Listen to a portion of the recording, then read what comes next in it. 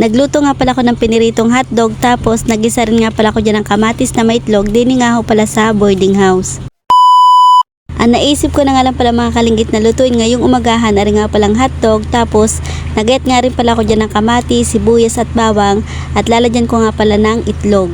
Nagsalang na nga pala ako dyan ng kawali, tapos naglagay nga pala ako dyan ng kaunting mantika at ang una ko nga ho palang lulutuin diyan ari nga palang hotdog.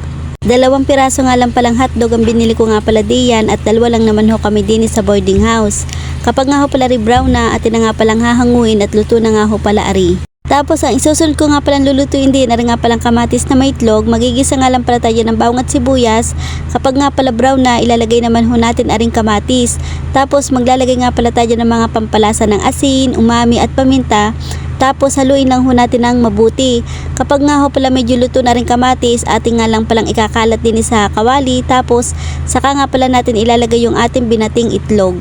Tapos intayin lang ho pala natin aring maluto. Kapag nga ho pala medyo nagbubuo na yung itlog, ating nga palang haluing mabuti at mabilis lang naman ho aring maluto. Makalipas ang ilang minuto, aring na nga ho luto na yung ating ginisang kamatis na may itlog. Dahil luto na nga ho pala mga kalinggit, atin na nga ho pala nga hanguin din sa kawali.